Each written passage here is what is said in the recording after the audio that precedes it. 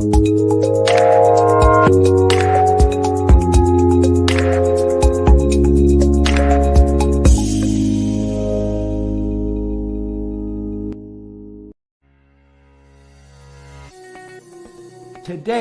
can be the turning point in your life by making a simple decision.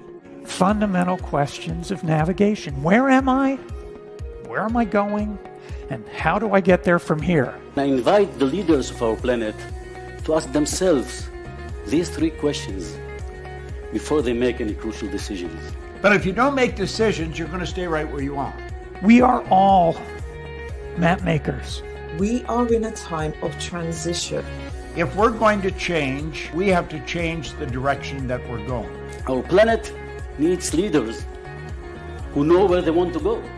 When we change the direction we're going, then we want to make sure we're going in the right direction. Leaders who can see the big picture. Because if we're not, we're going to either go backwards or we're going to stay where we are.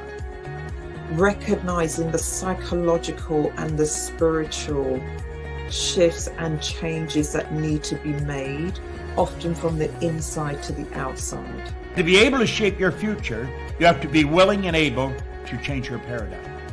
Complex journeys require navigation. The path to the truth is one such journey.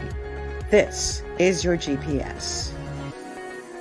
Hairstyling services provided by J.D. Edwards Salon and Spa, Palmdale Shopping Plaza, Madera Street. Accessories provided by Chevette Williamson Jewelry. Standout jewelry for standout women.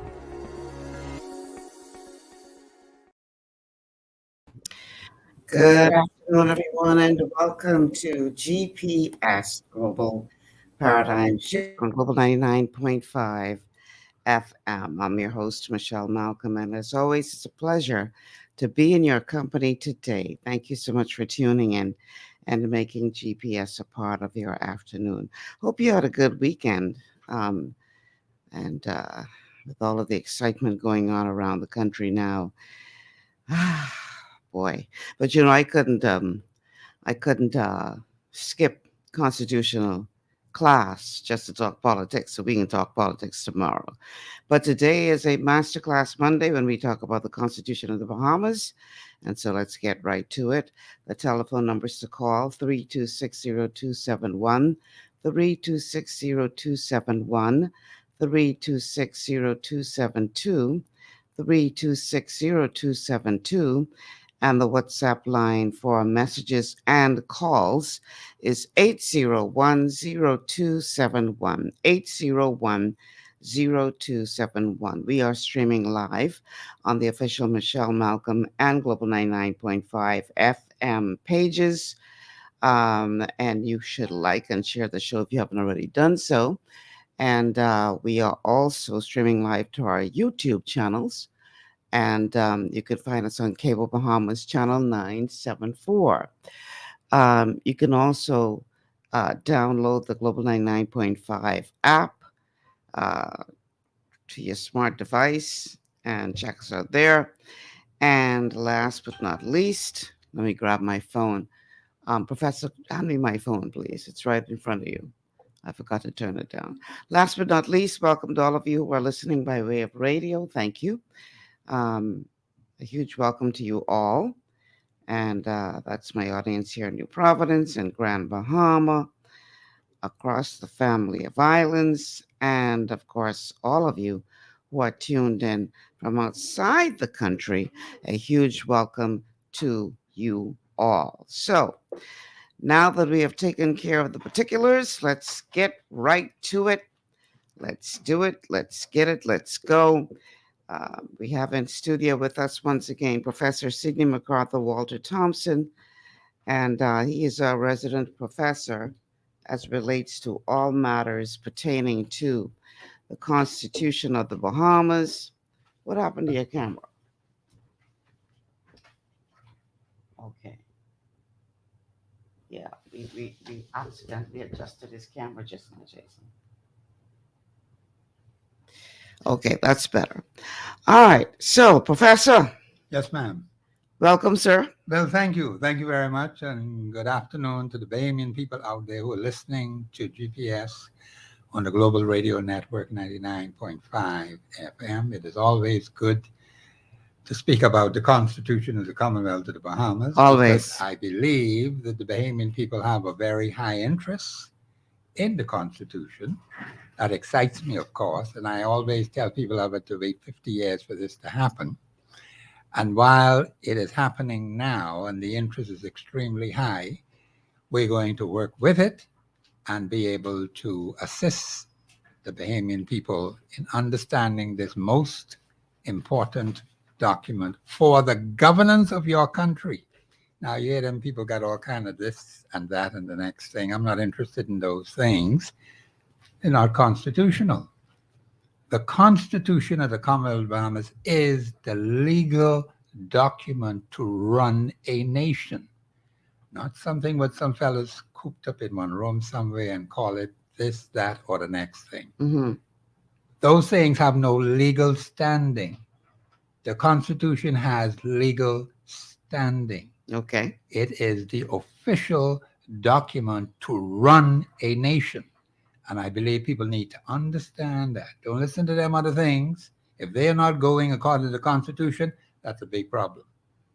And you better think about that very, very seriously, because we have some serious problems confronting us today. Very serious problems indeed. Everybody is all the chatter right now is about the shuffling of the cabinet and who going where and what that's supposed to mean and who gonna do what and who should go and who deserved this and who ain't deserved the next. And my hope is that people don't get so bogged down in that conversation that they forget to keep their eye on some of the most important things that we need to be talking about, Professor. No, I agree. I agree with you because, I listened to the entire speech last night. And of course, the Prime Minister has the determination to decide if he will shuffle his cabinet. Right. That's not even important to me because when I analyze a government, Mm-hmm. I analyze it according to the Constitution. Okay. A government is responsible for the welfare of its people. Now, are you solving any national problems? A national government ought to be solving problems. In other words, the lives of the people ought to be improving and benefiting. Okay? If an individual is doing extremely well in a given area, why should you move that person? That's a question I put out there. But I don't get all uptight about those things. Are you solving the problems that afflict the Bahamian people? What are the benefits that come to the Bahamian people as a result of your governance of the country? Mm-hmm. The Constitution is very specific on these things. We cannot lose sight of the real thing. Right. Because many things are distracting us right now. Many, many things. And so we have to be very careful lest we lose what we have. And so people have a right to express their views. I will never get into that. It's constitutional that they can do that. Right. But I'm not interested in getting bogged down into that because many views being expressed are not constitutionally sound. While they have a right to express that view. And in some cases, you're not sure when leaders, that is those who run the country, speak, whether they are speaking from a personal point of view or whether they're speaking from the government's point of view, governing the country. Mm-hmm. So it's rather confusing. So you don't know. But we must look at what the government of the Bahamas is doing. Are you dealing with the real issues and what are the progressive steps that are being made to assist the Bahamian people? Okay. So that's what we aim to cover every Yes. Monday around Every these Monday, parts. yes. We By the grace go of over the God. Constitution of the Bahamas. You have a call already? Caller, welcome to the show. Yes, good afternoon, Ms. Malcolm. Good Mr. afternoon. Thompson. Good afternoon, sir. sir. Yes, sir. How are you? Well, Mr. Thompson, this is somebody, just the ignorant boy from Freeport. They're trying to get some sense now. Okay. I call to ask you this question so you could enlighten me Yes, on sir. if it's constitutional or not. Now, this winter we're gonna have a big fall through with the medical department with the mosquitoes and the low self-sustained people, the low immune system people. Now, in the Constitution, I know COVID coming back. They're gonna bring it back. This volume 4. They ain't gonna stop until we're gone. So, if they try to bring back all the restriction, like wearing the mask in certain areas and all that, there, it's them under the Constitution, or that's this law by a government party who's trying to push this agenda. Now, if they come down with restriction again, do we have to go by it like last time, or we could fight against it like other countries? I'll listen, sir. That's an interesting question that you asked, I hadn't had the opportunity, and I'll admit this now, that to look at all of these restrictions that have been placed on the Bahamian people during the pandemic. I think that's what he's referring to, and the possibility of that being repeated again. Now, the thing is, anything that's unconstitutional is a problem.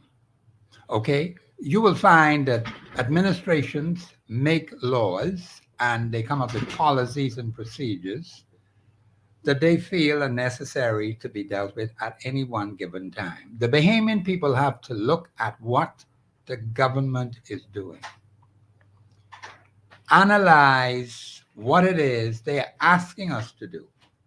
Because I know a former prime minister said he may have to violate the Constitution. Now, when I heard that, my ears went right up. Okay, so you don't talk nonsense like that, and I ain't paying attention to it. That's a very dangerous thing to do.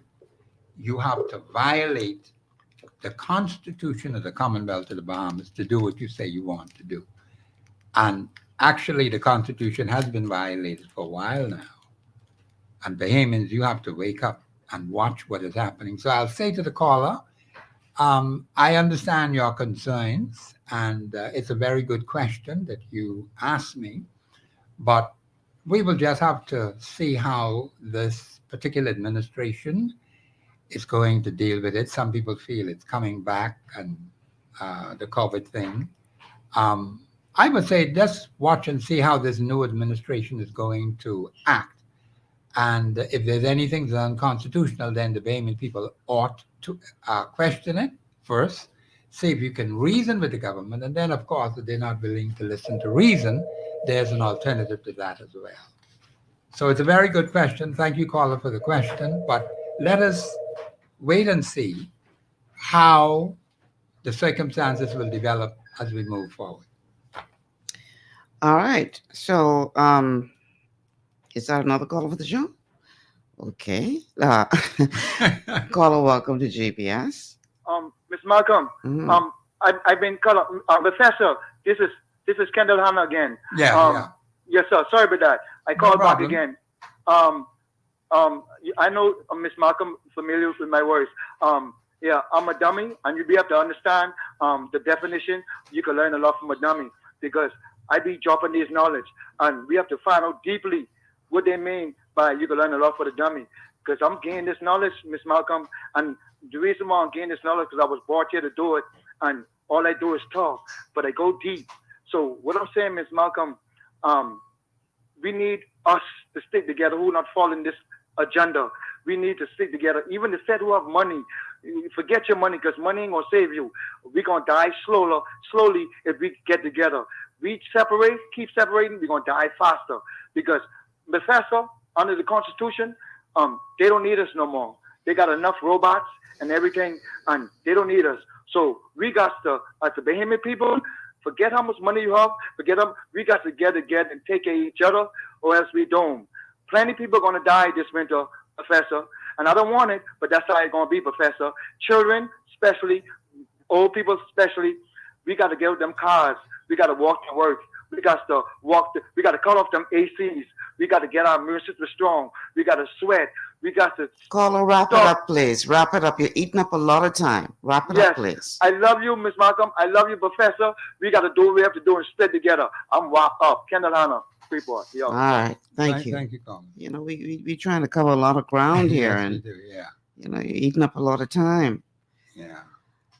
Okay, when we were here last week, I think we had covered. For those of you who are not familiar with what we're doing, we're comparing the Bahamas Nationality Act to the Constitution. Yes. And I believe last week we got through all of 11. That is correct. Right. So we were supposed to pick up, and I'm talking articles within the Nationality Act. Mm-hmm. So we were supposed to pick up at 12 today, Yes, ma'am. which deals with the deprivation of citizenship to follow deprivation elsewhere. Yes. So that's where we're going to pick up today. It's already 2:28. Let's take this first break, and then we're going to dive right into that. On the other side of the break, we'll get into the Bahamas Nationality Act, Article 12, and we will compare that to the Constitution of the Bahamas to see if there is any disagreement between the two. Stay with us. We'll be right back.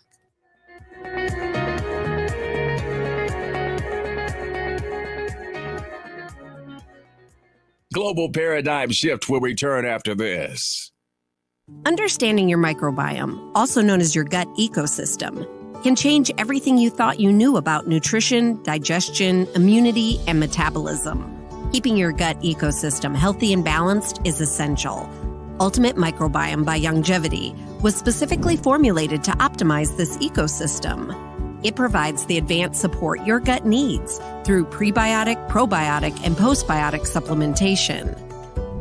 Our unique blend of probiotics includes Lactobacillus and Plantarum, healthy bacteria that can help prevent harmful bacteria from taking over your gut. Increasing your gut's population of beneficial bacteria creates a more balanced gut microbiome, which has been shown to aid in weight loss, skin health, sleep, mood, and may even help with seasonal allergies. Ultimate Microbiome also promotes the production of postbiotics. Postbiotics are key to help regulate your gastrointestinal health. To enhance digestion, Digizyme Multi-Enzyme Complex, a blend of 5 specific enzymes, has been added to Ultimate Microbiome. It can help break down food so your body can better absorb nutrients. Plus, we've added our proprietary I-26 Hyperimmune Egg Powder to aid in the elimination of disease-causing gut bacteria and help your body balance its immune response. Ultimate Microbiome, the scientific, proprietary, and holistic approach to gut health that helps optimize your body's entire gut ecosystem. To learn more, contact your Longevity associate. Welcome to Sunshine Auto, the hardest place on the planet for rims, paints, and tires. We are your auto superstore for rims, Lexani, Azaras, Trueform, Western, Lux, Fuel, Tracklight, Tough, Rough Racing, Velocity, Mud, All-Terrain, and low-profile tires, cars, homes, and commercial window tinting. At Sunshine Auto, we put God first and customer is king. Glasses love. To stay healthy, it's crucial to make sure you get the nutrition you need every day. But it's difficult to get all your recommended vitamins and minerals from food alone. Even in the United States, 94% of people are deficient in at least one nutrient. Beyond Tangy Tangerine 2.0 by Longevity is a simple, convenient, and affordable way to help your body get the essential nutrients it needs. It's an advanced plant-driven multivitamin mineral complex that contains certified organic whole foods, trace minerals, and antioxidants. BTT 2.0 supports your body's natural defense system with a proprietary blend of energy-boosting and body-loving nutrients, plus prebiotics, probiotics, amino acids, and enzymes that support digestion. With an unusually high ORAC score of 8,000, you get even more antioxidants to help combat free radicals that can cause damage to your cells. But to get the most benefit and value from any multivitamin, your body must be able to break down the nutrients so you can fully absorb them. Otherwise, they'll just pass through your system without doing any good. Beyond Tangy Tangerine 2.0 was specially formulated with synergizing cofactors to ensure you get maximum nutrient absorption. Beyond Tangy Tangerine 2.0 is the easiest way to give your body the balance and complete daily vitamin mineral supplement it needs for optimal support of your overall health. To learn more, contact your Youngevity associate. This portion of GPS is brought to you by Tiki Bikini Hut at Junkanoo Beach. Great food, cool tropical drinks, and family fun in the sun. And we are back. Welcome back to GPS, Global Paradigm Shift on Global 99.5 FM. Michelle Malcolm in your company, along with Professor Stephen McArthur, Walter Thompson on this Masterclass Monday. The telephone numbers to call are 3260271, 3260271, 3260272, 3260272. The WhatsApp line for messages and calls is 801-0271. That's area code 242-801-0271. We are streaming live on Facebook on the official Michelle Malcolm and Global 99.5 FM pages. If you haven't already done so, please like and share the show. You can also find us on our YouTube channels. And you can check us out on Cable Bahamas channel 974. You can also download the Global 99.5 FM app to your smart device and check us out there. And of course, a huge welcome to all of you who are tuned in by way of radio. Welcome, welcome, one and all, whether you're here in New Providence, Grand Bahama, or the family of islands. So, Professor, I need you to look back into your camera for me, because you are off camera right now doing what you're doing. Yeah, let's get you back into the shot here. And all right, there we go. Okay. Man, this lighting. We may have to open that door back because the lighting just got worse. All right, so we're on section 12. Let me see if that made any difference. Article 12, sorry. At the beginning. Of the Bahamas Nationality Act. It That's didn't make correct. much of a difference. I don't know, maybe we need to turn off this overhead light. I don't know. But the lighting is especially bad today. All right, so we're on Article 12 of the Nationality Act, and we're going through the Nationality Act once again in comparison with the Constitution so that you can compare the two and understand where there is a difference. As Professor always says, the Constitution is the supreme law of the land. So if there is a discrepancy between an act and the Constitution always prevails because it is the supreme law of the land. So, that being said, I'm now going to read from Article 12 of the Bahamas Nationality Act, and we're going to compare that to what the Constitution of the Bahamas has to say with regard to the deprivation of citizenship. Okay? And then we will see if there's a difference between the two. All right, so Article 12(1) of the Bahamas Nationality Act says, where any citizen of the Bahamas who is such by registration or naturalization was also a citizen of any country mentioned in the first schedule to this act, but has been deprived of his citizenship of that country on grounds which, in the opinion of the minister, are substantially similar to any of the grounds specified in subsection 2 of section 11 of this act, the minister may, at his discretion, by order, deprive him of his citizenship of the Bahamas if the minister is satisfied that it is not conducive to the public good that that person should continue to be a citizen of the Bahamas. That's 12(1). 12(2) says, before making an order under this section, the minister shall give the person against whom the order is proposed to be made notice in writing, informing him of the ground on which it is proposed to be made, and upon his application, the minister may refer the case to a committee of inquiry constituted in the manner and having the powers, rights, privileges, and functions provided for in subsection 6, 7, and 8 of section 11 of this act. Now that's a mouthful. It is. It certainly is. Just before we dive in, let me read what the first schedule of this act says. Yeah, okay, yeah. 12.1 referred to the first schedule. Mhm. So we need, I hope I have that in here. Let me see. That's it to the back. Yeah, first schedule. Okay. Commonwealth countries. This is United Kingdom and Colonies and West Indies Associated States. Now, this is important to keep in mind, and the professor will break down as to why this is important. So this is the first schedule of the Nationality Act that I'm about to read, and this covers Commonwealth countries. For those of you who have not been following the show, you don't understand the significance of these countries, but the professor will explain it in a second as it relates to the Nationality Act and the Constitution of the Bahamas. Yes. Okay. Commonwealth countries, United Kingdom and Colonies, and West Indies Associated States.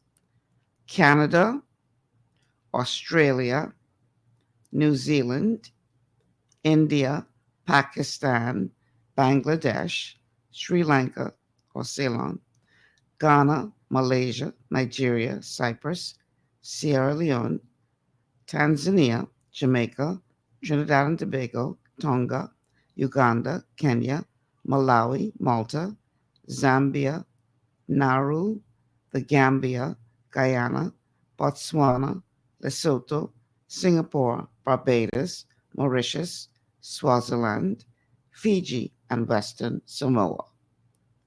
Those are Commonwealth countries, the United Kingdom and Colonies, and West Indies Associated States.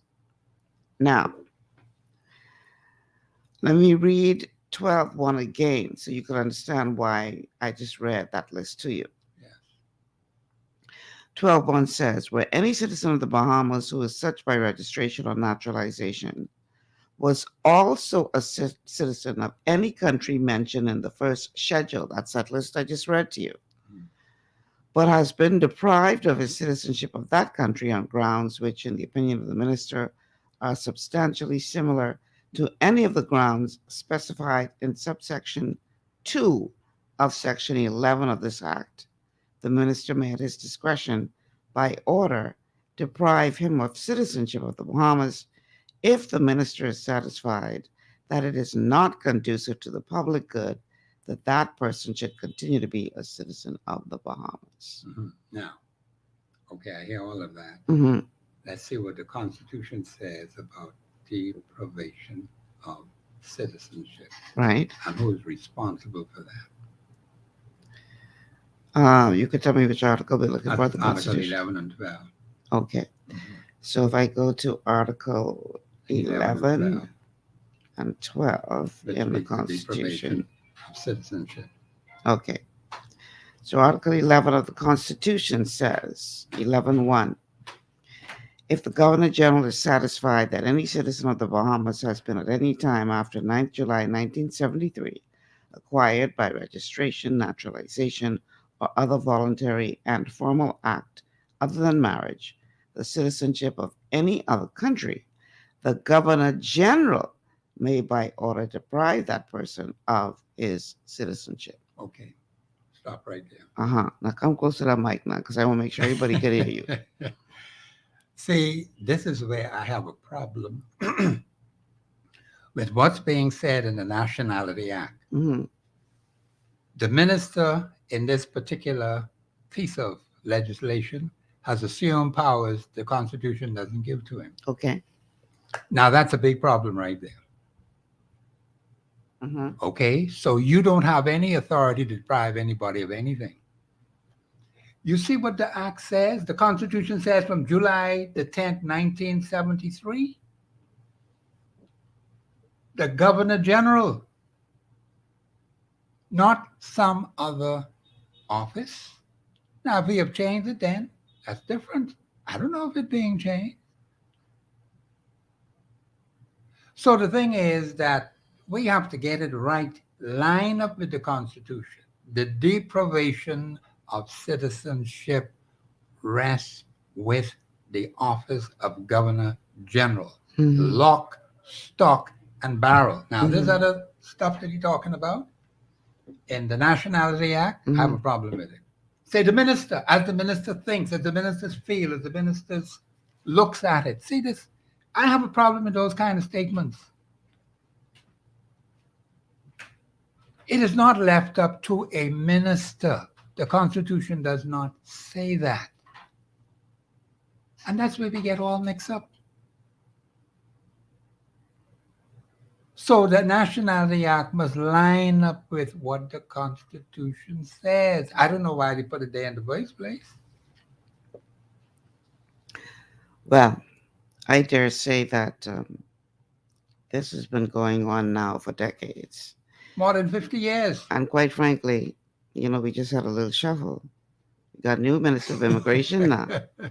Alfred says it. But the man say You think he can do anything about this?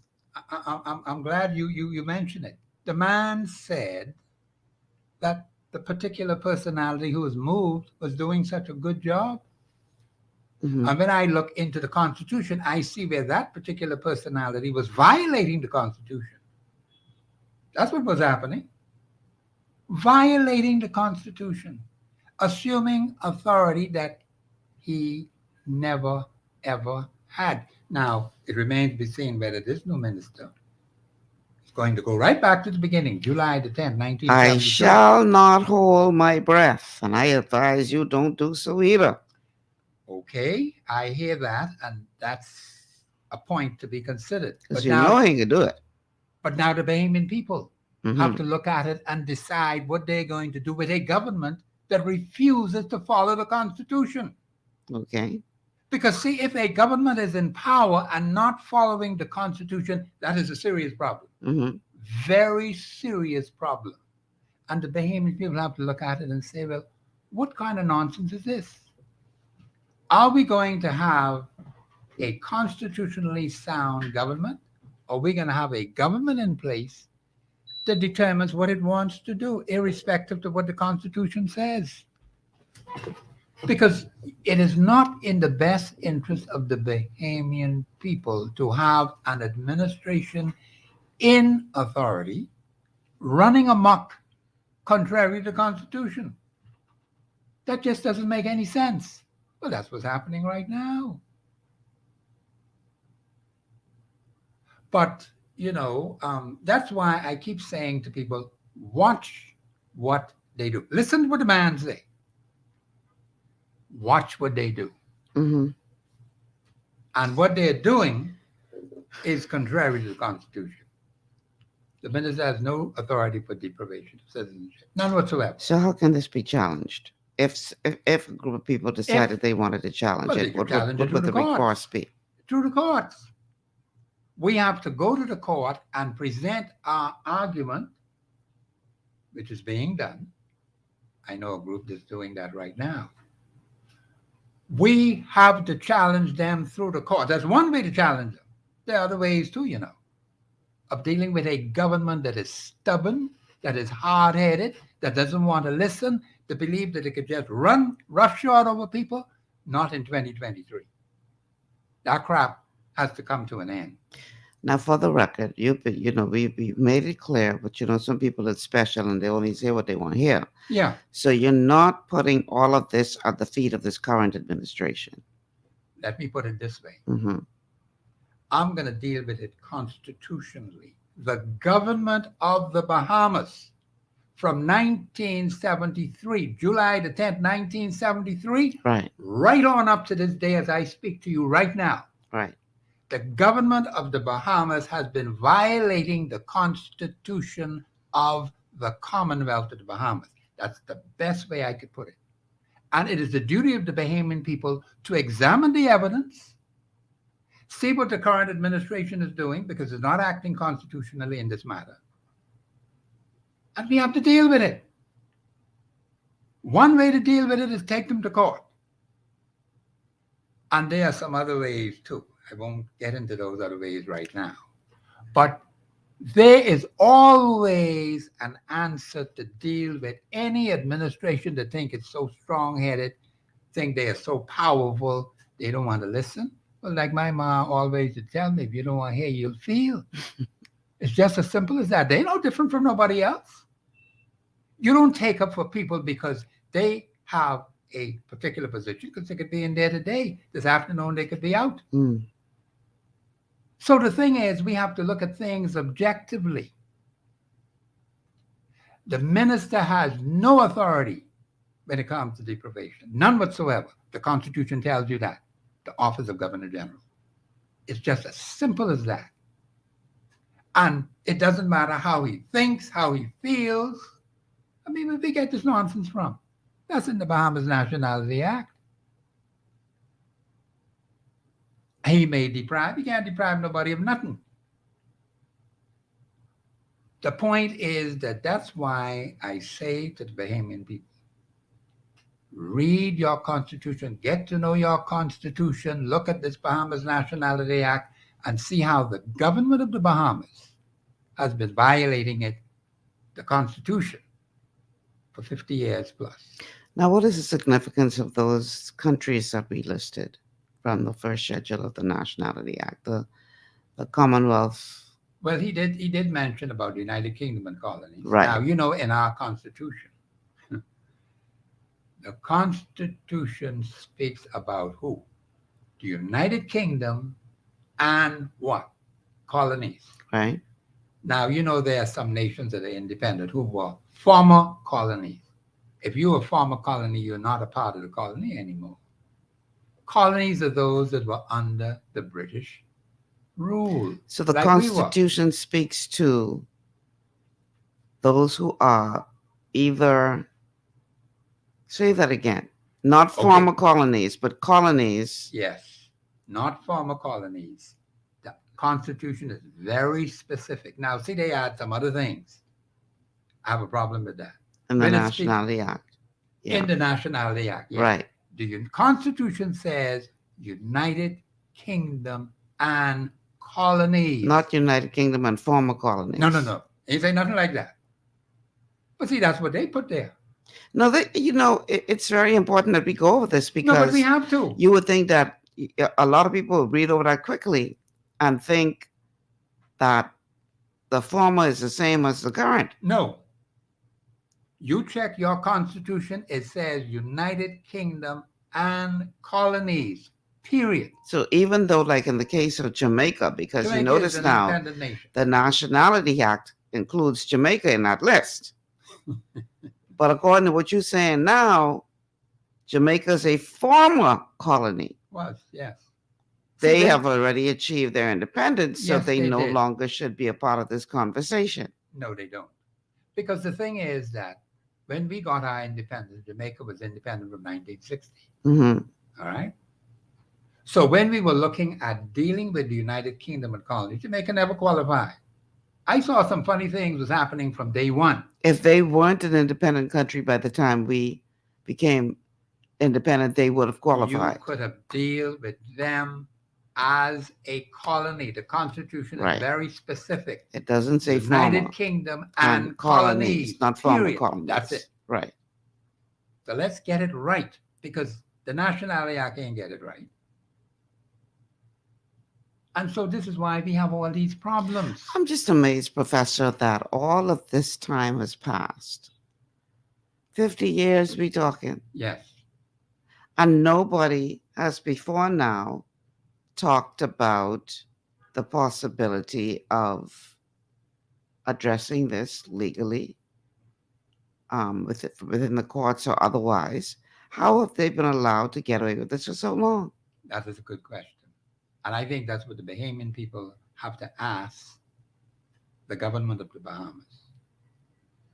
Because you see, a ruling was made against the government of the Bahamas in the Darcy Ryan case. They ignored the ruling. That's something 40 plus years ago. The ruling still stands. It ain't changed. You cannot overrule the Privy Council.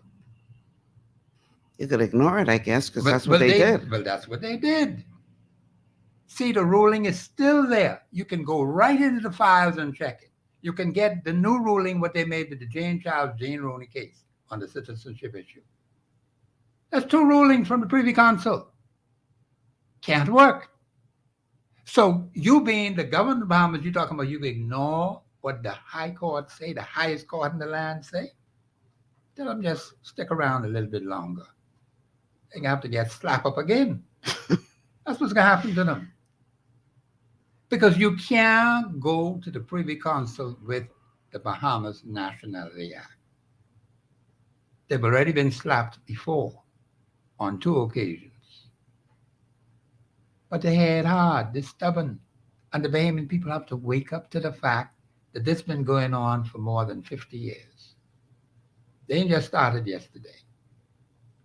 So that means the government of the Bahamas, the cabinet, the House of Assembly, those in the Senate, the office of Governor General, all 4 of them were involved in this. From the very beginning, July the 10th, 1973, right up to this very day as we are right here on air. That's what we have, Bahamians. You include the office of the Governor General in that list. Because that's the one who got assigned the thing. Don't you know? Professor Mann, you know what Pandora's box you opening up in here today? I am dealing with what the Constitution says. You trying to say that for the last 50 years, the Governor Generals of the Bahamas were helping to violate the Constitution of the Bahamas by signing off on things that fell under the Nationality Act that went against what the Constitution says. Is that what you're suggesting in here today? I'm not suggesting that. That's what it is. Ain't no suggestion. That's the one who signs the document that says law. Huh? Is that true or false? That's true. Doesn't the Governor General get, well, in the Constitution it says, acting on the advice of who? The Prime Minister. Okay, then. Now, there are some areas where the Governor General... Because we know the Governor General pretty much is just a rubber stamp. They, for the most part. I mean, it's a ceremonial figure, and ceremonially they are the highest office in the land, but they really follow what the Prime Minister says. For the most part. For the most part, but the Constitution says on the advice of the Prime Minister. Right. All right. Now, is there any point in time he could say, I'm not going to do it? Does he have a mind? The Governor General, you mean? Of course. Yes. That's the Governor General. Okay, then. So if something is not in the best interest of the Bahamian people, you don't have to sign it. We heard what this new Governor General has said. That remains to be seen, what happens. Because I'll be watching very closely. The new Governor General will have to do the same thing the former Governor Generals were doing. See, I always look at the evidence. You could say as much as you feel like saying. I watch what you do. Because that's the evidence that I have to go by. This is what the government of the Bahamas has done. This is what the Parliament of the Bahamas has done. These are harsh realities we have to face. And we're going to be in for an extremely rude awakening if we keep allowing this crap to go on as it is right now. The country cannot keep standing this foolishness. Either we do something about it, or we're going to pay dearly for it. One of the two. But we have some people who are prepared to do something about it. But you need the support of the Bahamian people. That's what they fail to understand. Don't peep through the window and see who outside in the yard. Huh? We like to do that. Huh? Yeah, man. I want to hear my voice on the air. To me, I want to hear a voice, and the Constitution gives you freedom of expression. See, I never interfere with people's freedom of expression. I don't even comment on it because the Constitution says they can say it, so I leave it alone. Now, if they're talking things that are not constitutionally sound, and that's where Professor coming in. Is it constitutionally sound what the government of the Bahamas is doing? Is it constitutionally sound what the legislature, the parliament, is doing? See, these are the questions we need to ask ourselves, because this is how you test a government. I listened to the speech from the Prime Minister last night, and he has the right to his views. But now you're talking about a man who's in an office to run the country. Mhm. You have to take it very seriously what he says Right. and his assessment and analyze. And, you know, no disrespect to the Prime Minister, but the Prime Minister is a lawyer and a very good one at that. So, you know, lawyers know how to put things in a way that, you know, you got to watch their words carefully, Of course, boy. You have to. Yes, you ought to. They are very, very precise in what they say. Remember now, this particular individual said his minister did nothing contrary to law. Mhm. I disagree with that totally. He's violated the law. And the law, Cabinet has violated the law. and the law that you are accusing them of violating as well. No, not accusing. That's a fact. I ain't accusing nothing. I trying to be diplomatic, Professor. Yeah, but then let's look at the facts as they are. There's no accusation. These are hardcore facts, what the government has done. Mm. Why should I say accusation? Ain't no accusation. You ain't alleging nothing. I alleging nothing, and I accusing them of nothing. I have nothing to accuse them of. Once you violate the Constitution and I can prove it, that's what it is. All right. Whether they like it or not, that's their problem. we have a call on the line. Caller, welcome to GPS. Michelle, how you doing? Hi, good. How are you? Great, man. Professor, what's up? I'm doing well. How are you? I'm great. Michelle, Professor's dead, right? I tell the chairman of the Immigration Board, which is the Prime Minister, the former Minister of Immigration, Keith Bell, and the other officers of the immigration, tell them, people, the application form that Frank Rancine filled out to become a citizen of the Commonwealth of the Bahamas. I put it to you that there is no application at the Department of Immigration that Frank Rancine could have filled out to become a citizen of the Commonwealth of the Bahamas. There's none. There are 5 application forms there. The majority of them say you have to be born in the Bahamas. The first one deals with a spouse. The fourth one deals with adoption, and the other, Form 3 and 6, you have to be born in the Bahamas. Frank Rancine was a Haitian who was born in 1968 in Haiti. So how did he get citizenship? What qualified him? Yes, Exactly. there is a prescribed application form through an act of parliament. Tell Keith Bell and the Prime Minister to table it. Right? They committing fraud, and I ain't alleging nothing neither, like Professor. That's number 1. Number 2, naturalization based on Article 4 of the Constitution is for Britain and her colonies. Haitians, the people from Hispaniola West, is a part of the French. Naturalization is members only. So these people, they get vetting in the newspapers, right? They are not citizens because that offer was never given to them. That's another fraud. Yes. That's a game they playing, Michelle, and I don't intend. And boy, you to see plenty of them in the paper now. Yes. Listen, they joking, right? So the litmus test, what Alfred says, is going to be if he buying up the Nationality Act. See, Fred Mitchell buying up the wrong paper and sent it to Sir Lyndon. He buying the Constitution. Fred was supposed to bind up the Nationality Act. He bind up the wrong document. Right? And they're using this, right, for gentrification and to make money. This gangsterism. But I ask, listen, the media need to ask them to table Frank Rancine application form. And if you don't believe me, go by the Department of Immigration, check the 5 forms that qualify you to an act of parliament, prescribed forms, which you can follow. And anyone who can bring me the one with Frank Rancine to follow, I will come on the radio and apologize publicly. Thank you, Michelle. Thank you, Professor. Thank you. Thank you very much. Thank you for calling me. See, You know, what- sensitive files is go missing all these departments now, you know, so I wouldn't be surprised if Frank Rancine file go missing, you know. Yeah, but the thing is, this is what the media ought to be doing. The media ought to be challenging the government of the Bahamas. Many things the Prime Minister mentioned in that speech last night, or they call it, they use another word. I don't remember the word. National address? National address, yeah. National address. And you listen carefully to what he's saying, but you also watch what he's doing. I have to say this though, Professor.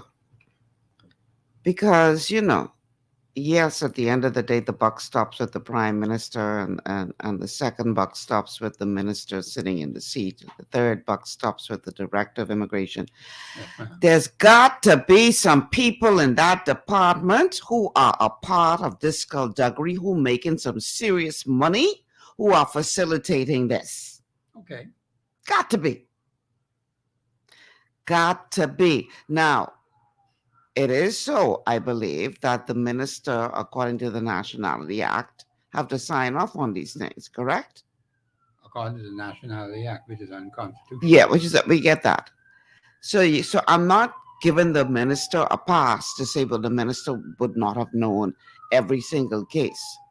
Because I think according to the Nationality Act, even if that's what they go on by and ignoring the Constitution, yes, the minister still got to sign off on everything.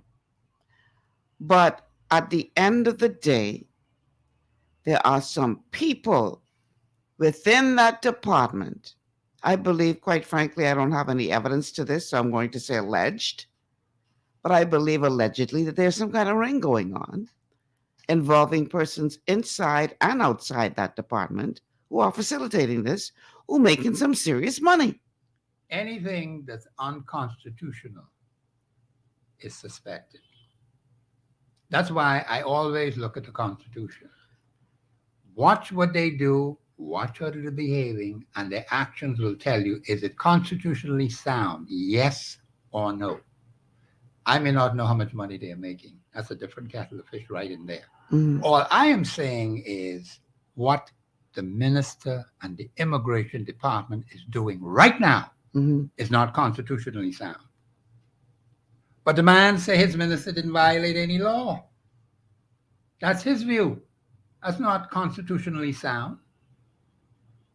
And see, another thing what I want to say to Bahamian people, don't get hung up about these people with these titles and QC and KC and whatever else they may be. Right. Because, see, there are lawyers in this country who will never tell you they don't understand the Constitution. I remember going to the first one all the way back in 1971. Okay? They never, ever admit to anything that they would have done that was wrong. Never. In all the years I have known those persons in the legal profession, the mistakes, the things that were done by these people, which are not constitutionally sound, they have not admitted to it. And they never will admit to it. Bahamian people need to understand that. Don't wait for them. You have to do your own homework. That's what I have done. And so now it's the Bahamian people have to take action, because obviously they're going in the same direction they've been going for the last 50 years. It's only get worse. It's worse now than ever before. But like I said, remains to be seen what the new personalities in the offices will do. Because wrong is wrong. No matter who does it. You can't be taking up for people because you like them and they're violating the Constitution, which is your supreme law. This is cause for deep concern. And the Bahamian people have a challenge in front of them. I say, let's challenge them through the courts. We ought to challenge them through the court, because we have a very strong case against the government of the Bahamas. No ifs, no ands, no buts. But you can't sit on your backside and do nothing. We see how they're going now. They're going full steam ahead. All kinds of people in the paper talk about naturalization. Every day. Every day. Naturalization stopped in 1974. You can't naturalize nobody. That's unconstitutional. Man, you just cause problem every week. No, I'm not causing any problem. You causing big problem, Professor. You causing problem. If you want me to deal with the Constitution, I will deal with the Constitution. The Constitution says they're wrong. Lord of mercy. Not me causing any problem for you them. You causing big problem up in here today, Professor. Okay, well then, all I am saying is, if there's man, they think there's man, come. They think there's woman, come. You see them come yet? Well, challenge what Mr. Thompson has said on the airwaves and tell the public, because I have hardcore proof that the government is violating the Constitution. No ifs, no ands, no allegation, no speculation. You ain't stuttering, you ain't stammer. I ain't stuttering on nothing. When it comes to the Constitution of the Commonwealth of the Bahamas, either I know it. See, I'm a person like this, and I tell people this all the time.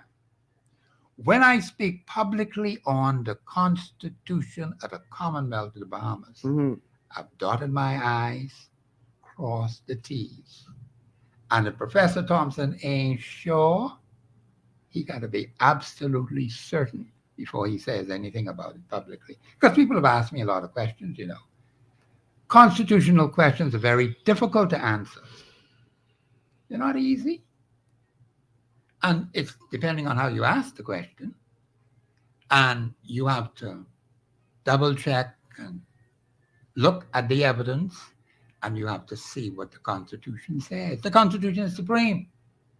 Ain't no government supreme, ain't no minister supreme, ain't no prime minister supreme. Where they get all that? Ain't nothing supreme about them. We got to take a break, Professor. we got to give people a chance to drink a little bit of water, because you causing people out to start palpitating and thinking here today. Well, I think they need to palpitate a little bit more, because they need to do something about this crap that we see happening in front of our eyes. Stop sitting down and expecting things to happen. Take appropriate action. And if you're not sure, you call me after the show. I'll tell you. I'll go into detail for you. Because, see, I want a good country, too. I want a country where the government of the Bahamas is constitutionally sound. When they're not, anything can happen after that. So I don't want to be at no women fancy or nobody talking about how they think and as the minister feel and all them kind of crappy things. I ain't into that. Constitution doesn't speak to that. All right. We're going to take a break. When we come back, we're going to continue our conversation on this Masterclass Monday with the trouble-causing Professor Sidney McArthur, Walter Thompson, who shaking up all kind of cobweb and things. Somebody put on Facebook, say naturalization stopped in 1974? That's correct. We can talk about that on the other side of the break. Stay with us. This is GPS. We'll be back after this word from our sponsors.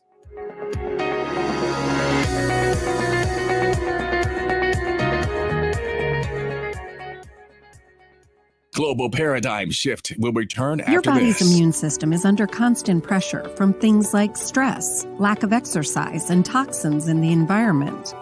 It's crucial to be proactive and support your immune system with the nutrients it needs to function effectively. But it's often hard to get these nutrients from food alone. Introducing fast-acting Zinc Plus Immune Support by Longevity. Unlike zinc-only supplements, Zinc Plus Immune Support builds on the proven power of zinc and adds complementary nutrients to give your immune system extra support. Vitamin D helps balance the effects of zinc, while our proprietary blend of natural fruit and root extracts provides the extra help your immune system needs to work against daily stressors. And we've included Longevity's exclusive plant-derived minerals to give your body the minerals it needs, but can't get from food alone. And because Zinc Plus Immune Support is delivered in a great-tasting, sugar-free, berry-flavored lozenge, it encourages quicker absorption of all these nutrients into your body. Zinc Plus Immune Support. Zinc plus the extra support your body needs to promote a healthy immune system. To learn more, contact your Longevity associate. Welcome to Sunshine Auto, the hardest place on the planet for a rims, tints, and tires. We are your auto superstore for rims, Lexani, Azaras, Trueform, Western, Lux, Fuel, Tracklight, Tough, Rough Racing, Velocity, Mud, All-Terrain, and low-profile tires. Cars, homes, and commercial window tinting. At Sunshine Auto, we put God first and customer is king. Glasses love. It's gotten harder and harder to get your daily requirement of vital nutrients from food alone. Without additional vitamin and nutrient support, your health and well-being can suffer drastically. That's why Z-Radical was specifically formulated. It combines a blend of antioxidant-rich vitamins, minerals, and botanicals with the protective powers of fucoidan to help fill the gaps from lack of nutrients in your foods. The core of Z-Radical is fucoidan, a naturally occurring polysaccharide that helps stimulate immune reaction, protecting you against inflammation and oxidative stress. We harvest this powerful mineral-rich nutrient from brown seaweed, harvested only from the world's most pristine ocean waters to ensure the purest quality. It's then extracted using cold process technology to ensure maximum levels of bioavailability. Then we add essential vitamins that help to protect your cardiovascular and nervous systems and are crucial for optimal immune and neurological function. Z-Radical also includes a proprietary blend of delicious antioxidant-rich fruits and berries. This great-tasting combination helps your body combat free radical imbalances that can contribute to a variety of degenerative conditions like arthritis and heart disease. Z-Radical. Experience the power of fucoidan with antioxidant-rich berries, 8 essential vitamins, and more to provide you with potent health benefits. To learn more, contact your Longevity associate.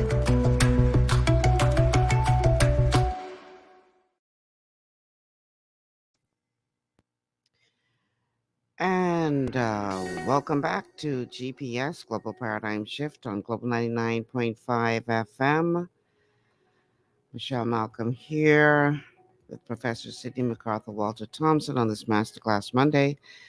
We are streaming live to Facebook on the official Michelle Malcolm and Global 99.5 FM pages.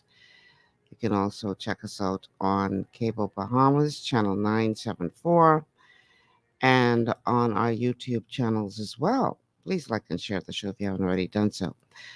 The telephone numbers to call are 3260271, 3260271, 3260272, 3260272, and the WhatsApp line for messages and calls is 8010271. That's 242-8010271. We are also available on the Global 99.5 FM app, where you can download the app. Why is the lighting so bad in here today? Maybe if you, I don't know, something's not right today. The lighting is really off bad today. All right. So Professor Thompson is with us. Welcome to all of you who are listening by way of radio or tuned in, on Facebook. Thanks for joining us. We are going through the Constitution of the Bahamas as compared to the Nationality Act. And Professor Thompson in here saying some very explosive things about the Constitution and the Nationality Act and naturalization. And he caused some problems, man. Even Facebook blowing up. Facebook, somebody said naturalization stopped in 1974.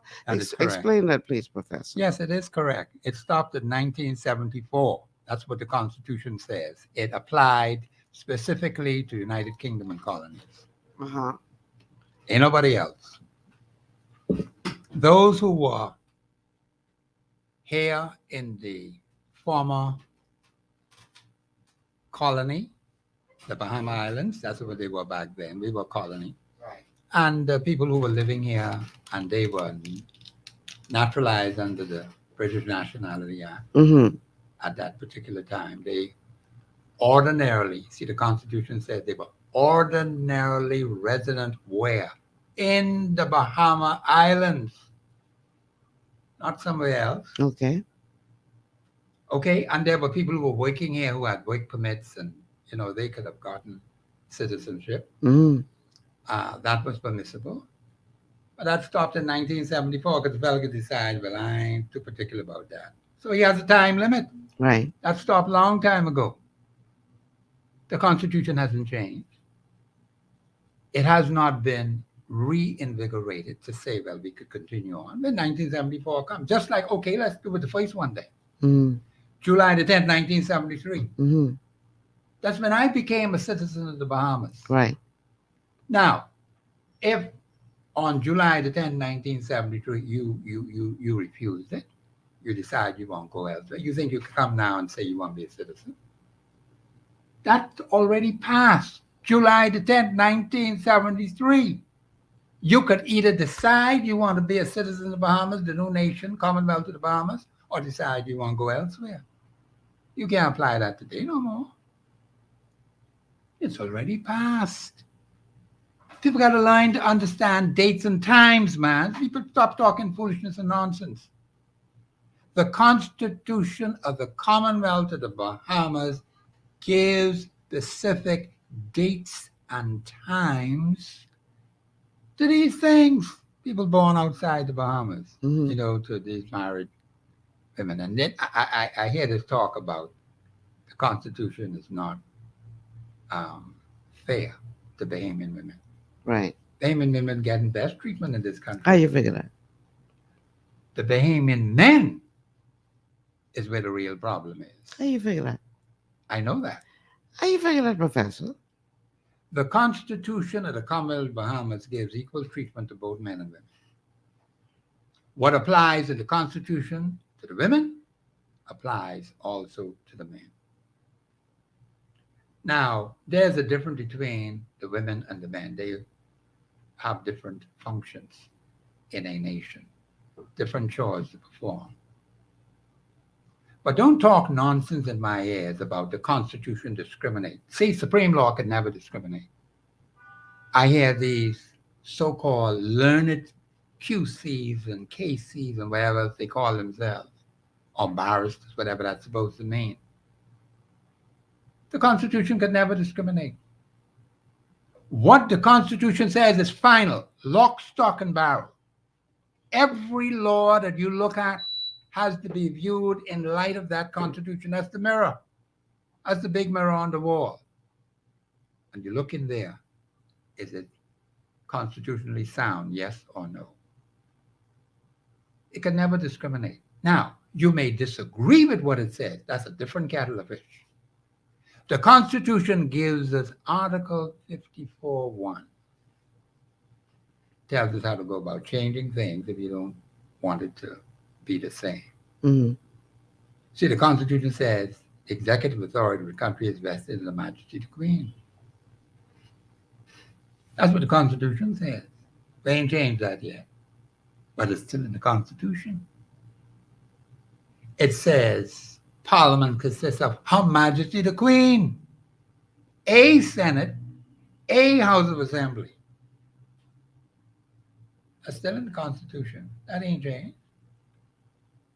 Now, some things need to be changed. Yeah, clearly.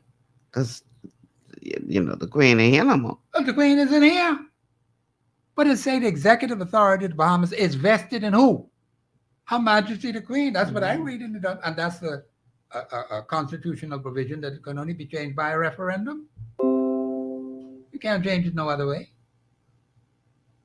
And see, these are the things that the Bahamian people need to look at carefully. See how your government is functioning. They got a different agenda. They're doing something else. Well, I guess they figure we got more pressing issues than to worry about that technically. Well, I'll tell you, there ain't nothing technical about that. All I'm simply saying, when you have a government ignoring your supreme law, that's trouble, big trouble. That's not a small matter. That has to be taken very, very seriously. Ignore statute laws too, but you could always deal with that. But when it comes to the Constitution, and a government is ignoring the supreme law of the land, which you ought to be governing by, that's trouble in the camp. Mm. And there's a way to deal with a government or an administration that violates the Constitution. I tell people this all the time. Don't sit around here and say, oh, what we can do.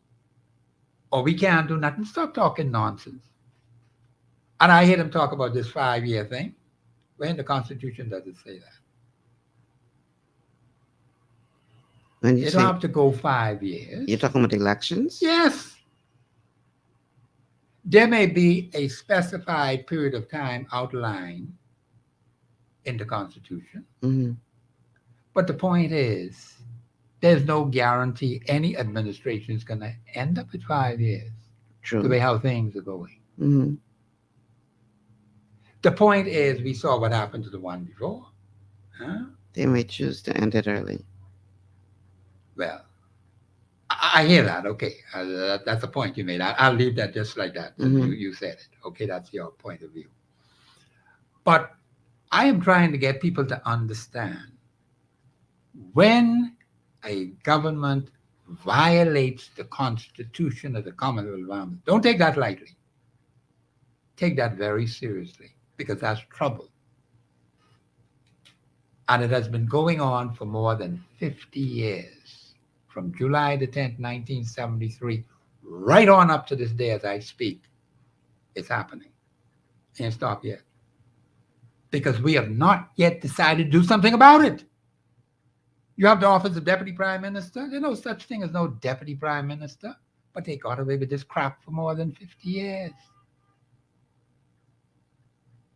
And the Bahamian people just sit right there like a dead log and allow this foolishness to go on. Well, not to say that this is an excuse, but clearly the Bahamian people didn't know it was in the Constitution. Oh, they didn't know. Okay. I saying they shouldn't have found a way to find out. But I think it was very deliberate to keep the Bahamian people in the dark as it relates to what the Constitution of the Bahamas says. Yes. And if saying keeping people in the dark is too harsh, then let me rephrase that. They didn't make it their priority to shed light on what is contained in the Constitution. Now, that's the true statement. I can say that's very true from the very beginning. Mm-hmm. The government of the Bahamas, see, the Constitution says a national commitment to some very specific things which ought to be done by the government of the Bahamas. It has never been done from July the 10th, 1973, right on up to now. Right. A national commitment to some very specific, clear-cut principles to run this country, or they come up with some other crappy things. Mm-hmm. Okay? So that's correct. But now what are the Bahamian people going to do about it? You're going to keep sitting right here and you'll wait for another 50 years? I doubt that. Well, I think that our society has changed tremendously. Yes. And this younger generation especially is not as passive as their parents and grandparents may have been. Okay. So the only challenge I have, though, and for those of you who are younger, please don't take this the wrong way. But one of the challenges I have with this younger generation is while they may not be as passive, they don't like to put in the work. No, I'm not going to disagree with that. The information is at your fingertips. Yes. They like to tell you, Google it. All you got to do is Google it. It's right there. But some of y'all don't even want to put in the work just to Google it and read it for yourself. Yes. The young people had an opportunity this past election to make a huge difference. Yes. And them buggers saying come out to vote. Yes. For the most part. Yes, ma'am. See, staying home and getting vexed with a particular administration doesn't make any sense. Because there's only 3 people turn up to vote in the entire country, and 2 vote for, that passes. On the one hand, you cannot say you're passionate about change and then ignore the very vehicle that you can use to bring about the change. Exactly. That's why we're doing these constitutional lectures every Monday. I didn't come here to kind of show anything else. I'm here to help the Bahamian people to understand the Constitution of the Commonwealth of the Bahamas. Now, I know it's difficult for some people, so I break it down and make it simple. But there's some things you have to do too. I am telling the people now, and I'll tell them again, I'm going to be calling on them on the ground. We're going to need change right on the ground where they live. We have a call on the line. Caller, welcome to GPS.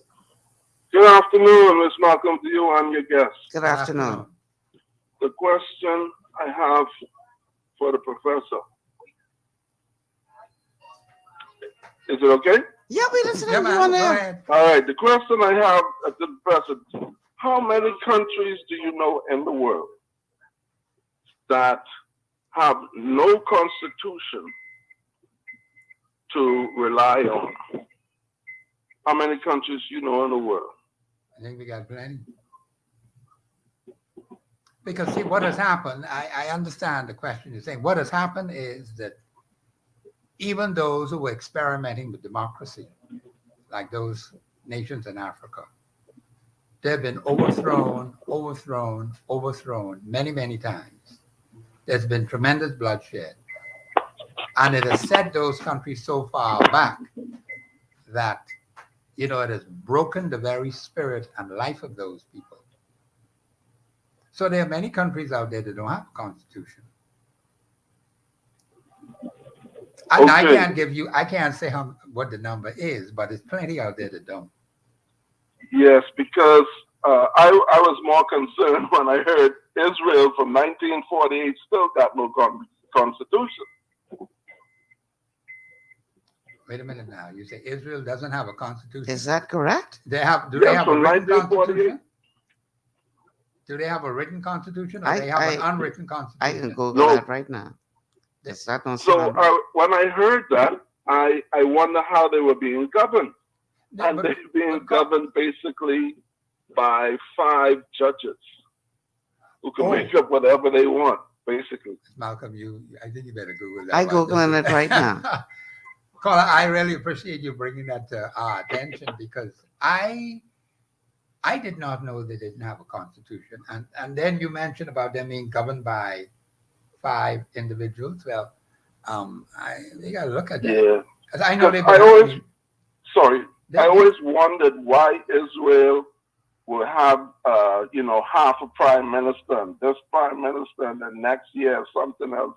Yeah. Because something wasn't right. And then when I heard they had no constitution, The caller is absolutely right. Israel has no written constitution. Various attempts to draft a formal document since 1948 have fallen short of the mark. And instead, Israel has evolved a system of basic laws and rights which enjoys semi-constitutional status.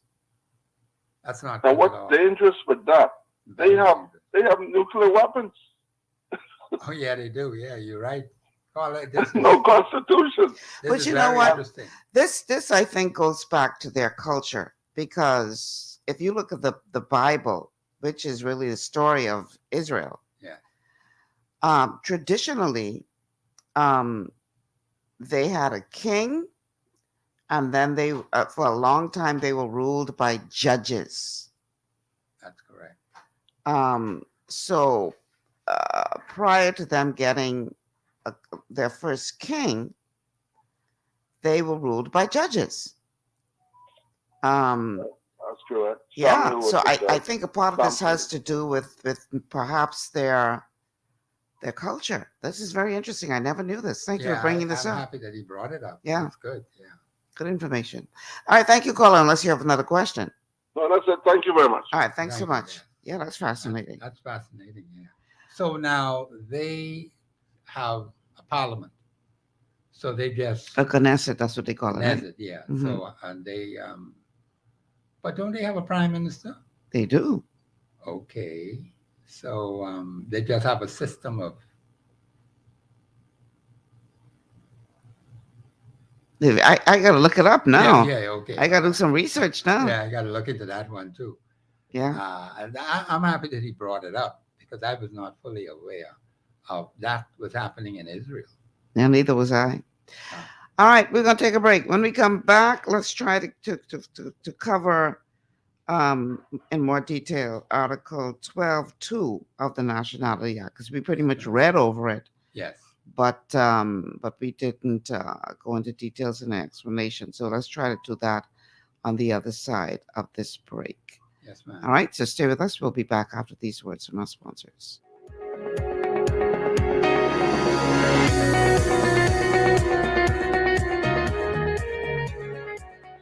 Global Paradigm Shift will return after this. At Lear, safety is our #1 priority. flying since 1996, we offer scheduled flights into Fresh Creek and Mangrove Key Andros and Great Harbor Key, Berry Island, twice daily, 7 days a week. Affordable charter services are also available to anywhere in the Bahamas and the Caribbean. Lee Air Charter Services. Call 225-3267, 702-7127, or 322-1317 for reservations. Understanding your microbiome, also known as your gut ecosystem, can change everything you thought you knew about nutrition, digestion, immunity, and metabolism. Keeping your gut ecosystem healthy and balanced is essential. Ultimate Microbiome by Longevity was specifically formulated to optimize this ecosystem. It provides the advanced support your gut needs through prebiotic, probiotic, and postbiotic supplementation. Our unique blend of probiotics includes Lactobacillus and Plantarum, healthy bacteria that can help prevent harmful bacteria from taking over your gut. Increasing your gut's population of beneficial bacteria creates a more balanced gut microbiome, which has been shown to aid in weight loss, skin health, sleep, mood, and may even help with seasonal allergies. Ultimate Microbiome also promotes the production of postbiotics. Postbiotics are key to help regulate your gastrointestinal health. To enhance digestion, Digizyme Multi-Enzyme Complex, a blend of 5 specific enzymes, has been added to Ultimate Microbiome. It can help break down food so your body can better absorb nutrients. Plus, we've added our proprietary I-26 Hyperimmune Egg Powder to aid in the elimination of disease-causing gut bacteria and help your body balance its immune response. Ultimate Microbiome, the scientific, proprietary, and holistic approach to gut health that helps optimize your body's entire gut ecosystem. To learn more, contact your Longevity associate. For all your building needs, it's Carib Construction and Project Management on Gladstone Road. We build it all: schools, homes, hotels, and more, including structures requiring a Phase 3 electrical contractor. We also provide project management services. The first step towards your dream building begins at Carib Construction and Project Management. Call us at 376-1556 or 341-4466. One of the things I love about the mailboat is their relationship with Bahamas Air. I can earn travel points on my international freight and redeem them when I fly.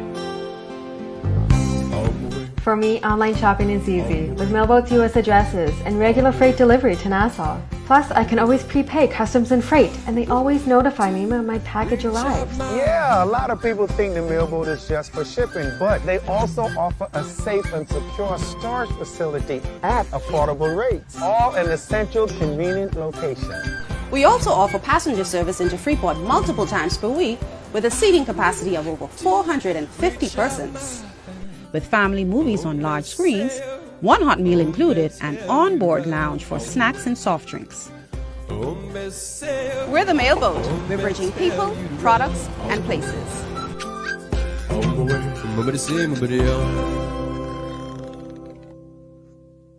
Executive Printers is your one-stop shop for all your branding and customization needs. Letterheads, envelopes, business cards, invoices, share and gift certificates, rubber stamps, vouchers, funeral programs, brochures, flyers, banners, and promotional items like mugs, water bottles, mouse pads, and key rings, all with personable service and great quality. No project is too small or too large. For great turnaround and competitive pricing, make an executive decision. Call us at 393-5011.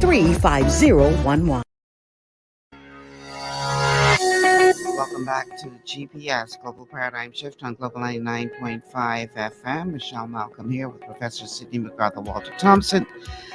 Call us at 3260271, 3260271, 3260272, 3260272, or you can WhatsApp us, both call or message us via WhatsApp at 8010271, 242-801-0271. That's the WhatsApp number to call. You can also catch us on Cable Bahamas Channel 974, or you can download the Global 99.5 FM app to your smart device and check us out there. Huge welcome to all of you who are tuned in by way of radio, whether it is here in New Providence or in Grand Bahama, our family of islands. And a special welcome to all of you who are tuned in from outside the country. We love and appreciate you all. Okay, my guest today and every Monday is Professor Sidney McArthur, Walter Thompson, and we are offering you a masterclass on the Constitution of the Bahamas. I think I have some comments that came in via WhatsApp. Let me see if I can pull them up. Let's see. This one says, so help me understand this. If I am from the Turks and Caicos Islands, which is currently a British colony, and I have been living here for more than 10 years, this document is wrong and does not apply to me based on the Constitution?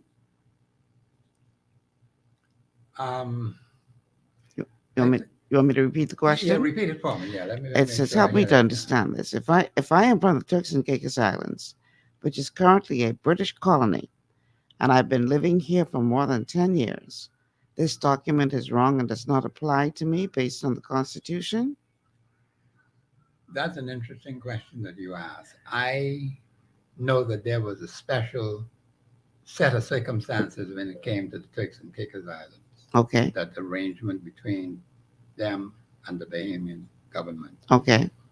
I think I better look at that a little bit more closely before I can answer that question. Okay. But nothing the government does can supersede the Constitution. It's just as simple as that. Okay. All right. Let's continue now looking at the Nationality Act. Yes. In comparison to the Constitution of the Bahamas. So, Article 12.2 of the Bahamas Nationality Act.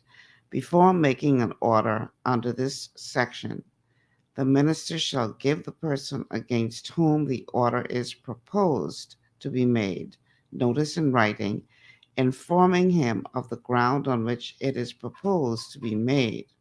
And upon his application, the minister may refer the case to a committee of inquiry constituted in the manner and having the powers, rights, privileges, and functions provided for in subsection 6, 7, and 8 of section 11 of this act. Okay. Now, is that constitutionally sound? Yes or no? You tell me. Who's responsible for deprivation of citizenship? The Governor General. Okay, then, well, that's the answer. So all this other crap he have there, what is he talking about? If, no if now, let me withdraw that word if. The Constitution says the Governor General has that authority from the very beginning, July the 10th, 1973.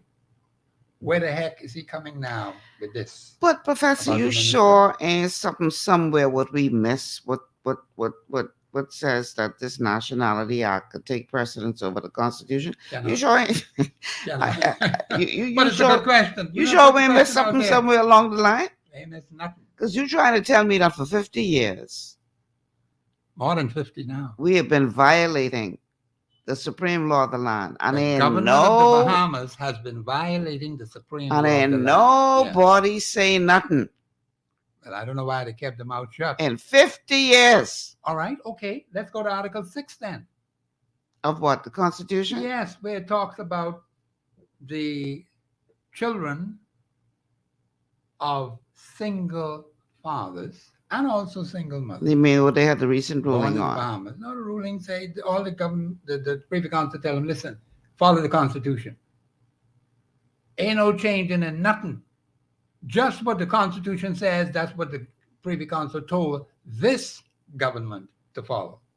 No ifs, no ands, no but. They ain't changed nothing. So just for the record, the Constitution, Article 6 says, every person born in the Bahamas after 9th July 1973 shall become a citizen of the Bahamas at the date of his birth, if at that date either of his parents is a citizen of the Bahamas. Straightforward and clear. And the Attorney General's office is supposed to be the chief legal advisor. Well, it is the chief legal advisor to the government.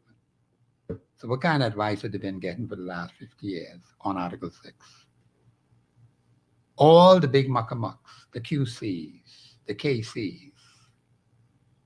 You mean to tell me they can't read? With all that legal training, they miss Article 6 by a wide margin for 50 plus years. You didn't handle the children of the single fathers in this country. I mean, what does that tell you? It shows you tremendous irresponsibility on the part of the Attorney General's office and tremendous irresponsibility on the part of the government of the Bahamas. That's what it does. 50 years plus from the beginning. That's the way they've been operating. That ain't no allegation. Because it was taken before the Privy Council. And the Privy Council tell them, go and follow the law. Because that's what the law says, the supreme law. No suggestion, no comment, no think about it and them kind of crap. Nothing like that. Has the government done that? Do we know how many people are involved? I don't know as of this point, but I got to find out. And what about the single fathers? The single fathers are not organized. See, this is the problem with our males in this country, you know. Here is something that has affected them and their children for 50 long years. And they just are sitting on their backsides. The married fathers are not organized either. See, the problem with the males in this country is that they're so relaxed and so weak, and people just running over them and abusing them and mistreating them. They get more mistreatment than the women. Now, see, you will cause another problem in the other. But these are facts, Miss Malcolm. I know about that. These are facts. The Bahamian male has been too slack. A ruling has been made in favor of the single fathers. Mm-hmm. Single fathers are not organized. They're still sleeping. Huh? The married fathers are not organized. They're still sleeping. We need to do something about rights of the men in this country. But the men have to be organized to do this. I'm not knocking the women for organizing themselves. They got all kinds of women's groups around here. Mm-hmm. And they should fight for their rights. But then we got to fight for ours too. Mm-hmm. I don't expect no female to speak for me. Exactly. That ought not to be. So I'm not knocking the women for pushing what they perceive when it comes to the Constitution, talk about the Constitution being unfair to them. That's nonsense. Utter nonsense and foolishness. The Constitution cannot discriminate. It is always right. And they need to get that through their thick skull. The Constitution of the Commonwealth of Bahamas could never, ever be wrong. Never. It is always right all the time. Now, if you want to change it, there's a procedure to change it. So you ain't got to get vexed. Just have the referendum. Do you believe that, seeing that this Constitution was written so long ago, that there is room for improvement where we should now look at, I mean, let's face it, they did have a whole constitutional reform committee, that it was their responsibility to look through the Constitution with a fine-tooth comb to see where we could make adjustments by way of referendum or whatever other means we had available to us. Only a referendum. And That's the only way. okay, but I mean, you know, Yes. it's not like constitutions are never, ever, ever, ever, ever supposed to be tampered with. I mean, I agree with that. Yeah, if we look at our neighbors to the north, they've had countless amendments to the Constitution. Now, granted, they went through the proper procedure according to their law to do that. Right. But you see, these fellas here, with this current administration now, the Davis administration, not no Davis Cooper administration, that's nonsense. Mr. Davis government doesn't want to deal with referendum because his attorney general advised him. Say we're going to use statute law. You can't use statute law. That's bad advice. But they still believe they could get away with it because they blame and people ain't gonna say nothing about it. Mm-hmm. That's why they're doing all this crap with immigration matters. And then the man can come and say his minister did nothing wrong. But I don't expect him to say anything different. Mm-hmm.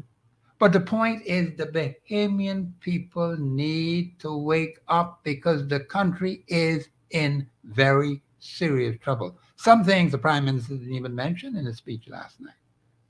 They both admitted. Watch the things that he specifically omitted speaking on. See, that's another thing you need to look at. Notice what he said, and notice some things that are affecting the Bahamian people that he didn't even touch on in his speech. Pressing, urgent issues. So it's going to take the Bahamian people to put pressure in the right place on the government of the Bahamas, on your representative, to bring changes. Now, we don't see what direction these fellas are heading in, but there's a remedy for that too. You have to deal with the government of the Bahamas. One remedy to take them to court. That's a legal remedy. And the case is very strong against the government. No ifs, no ands, no buts. Because the Privy Council has already ruled. But you know something, Professor? Sometimes in this country, let's be real now. Yes, ma'am. Sometimes in this country, people don't get justice because you can't find a lawyer who would be willing to take the case. I lie? I'm not disagreeing with the comment you just made, you know. So maybe the situation is that when they consider how far back this thing go and how deep this go, and the fact that some of them might be caught up in it based on their own heritage, maybe the problem is you ain't gonna find nobody who want to take this case. The thing, I'm listening to you, and I just speculating now. No, you have a right to a view. The Constitution allows for that. So you will never hear me say anything against anyone's view. I asked a person I was talking to the other day about this particular leader of his political party. Mm-hmm. And I said to him, the remarks I heard about 2 times on the air, all of them. And I said, was your leader speaking personally or speaking on behalf of the party? And I got the understanding from him that it was a personal thing. I said, well, I stop right there. I have no comment on that. Because the person has a right to their personal view. Right. Mr. Thompson ain't fooling with that. I just skipped that like I don't know nothing about it. Mm-hmm. Because I don't need to comment on it. The Constitution says you can have those views. Right. Now, if you try to make your view, which is unconstitutional, to make it as if it's law, now that's a different kettle of fish. That's when you can see me make noise. Okay. Because you see, then I have a right to help the Bahamian people to see the crap, the foolishness, the nonsense that you're putting on them. The good thing I studied constitutional law. As a good thing I had that encounter in 1971. Dang, it swing you. If you swing me, I ain't joined back since. When I came to see, because I had to determine in my head, well, you got all kind of law around here. But when I came to see Ms. Malcolm, the Constitution, the Supreme Law of the land, that's it. I ain't going back since, right up to now. And I never will go back, because that's still true more than 50 years ago. The Constitution is still supreme. No matter what any lawyers say, what any QC say, what any barrister say. There's nothing supreme about that. They have a right to their view. I ain't getting in that. And see, don't get all, some people just throw themselves under the bus. Well, you see, I ain't no lawyer. Come on. The Constitution never said you have to be a lawyer to understand the Constitution. Doesn't say that. The Constitution of the Commonwealth, as I always tell the Bahamian people, the Constitution is for everybody. The woman who got them 6 boys in Baintown, she right there at the stove preparing lunch for them children to eat. She has to know about the Constitution too. That's why I am here to help her. Because she got to make a sound decision and a good judgment. And I'm calling on her to do it.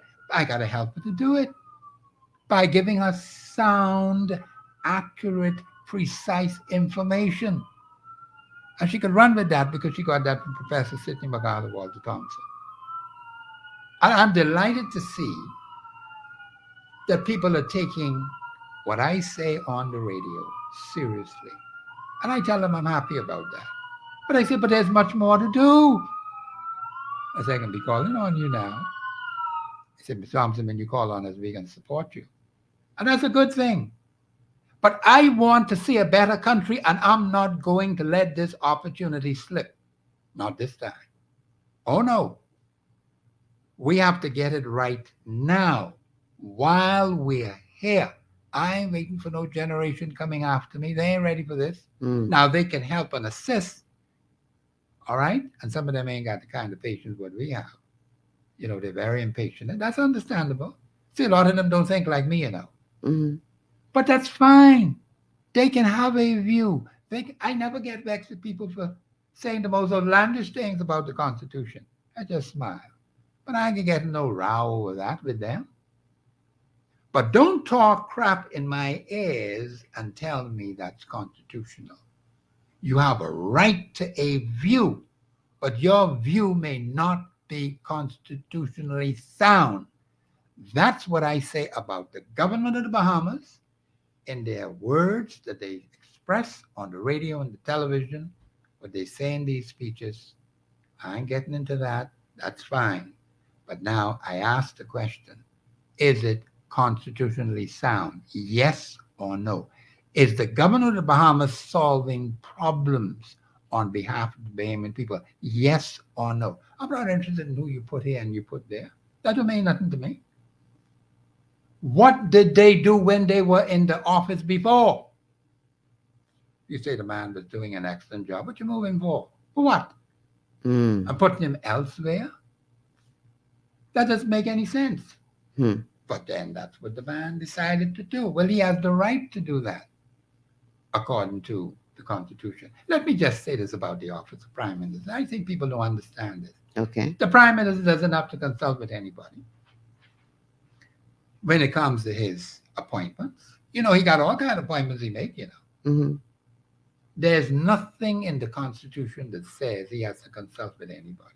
He could wake up tomorrow morning and take that dog catcher and say, I can make him an ambassador.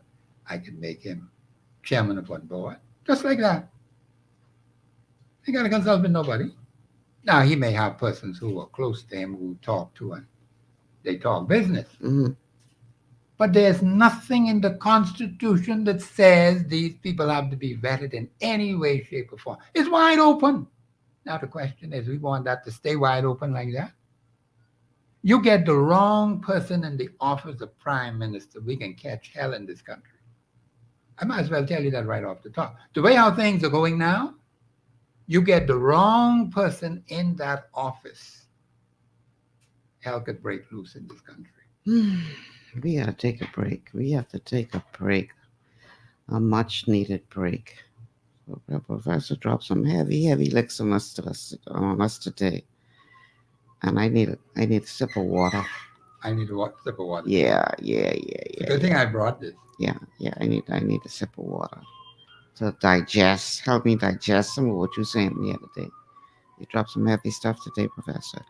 Stay with us. We will be back after these words from our sponsors. This is GPS.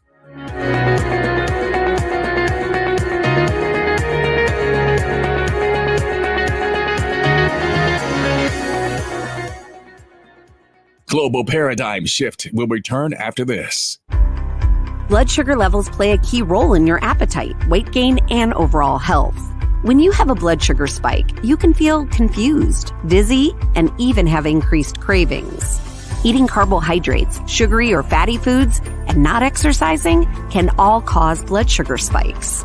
But now you have help in managing blood sugar levels. Sweeties by Youngevity was designed to help support healthy blood sugar levels, so you can power through your day.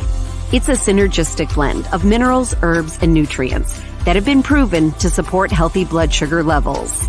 Sweeties includes chromium, an essential trace mineral that's known for its contribution to healthy blood sugar levels and improved metabolism of carbohydrates, fats, and proteins.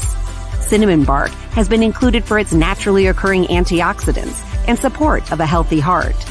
And we've even added gymnema. It's been used in Ayurveda for centuries to help promote healthy blood sugar. All the ingredients in Sweeties work together to give the best support available for blood sugar control. Sweeties, the blood sugar support supplement from Youngevity that helps control cravings and manage blood sugar levels through your day. To learn more, contact your Youngevity associate.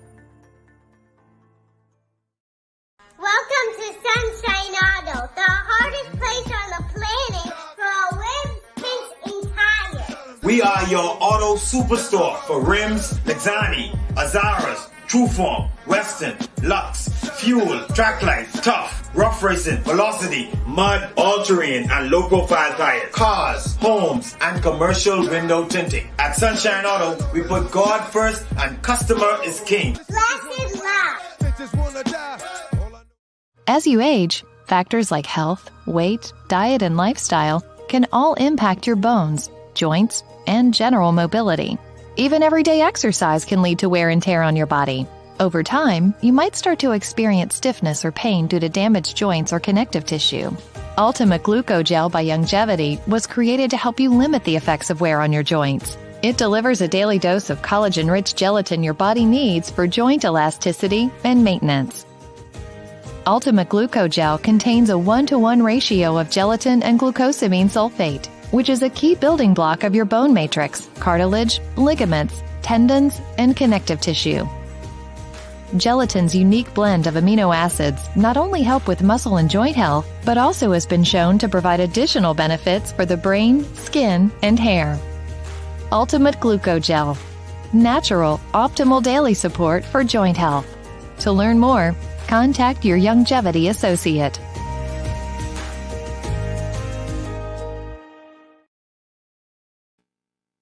This is Global Radio 99.5. We are back. Only 2 minutes left in the show, Professor. Wow. 1 minute now. So let's wrap this thing up. Wow, Professor, this is very interesting indeed. Give me 20 seconds. Go ahead. Okay. Bahamians, let me just say to you, please take what we said today very seriously, because the country is in serious trouble. Some things the Prime Minister in his speech last night didn't mention.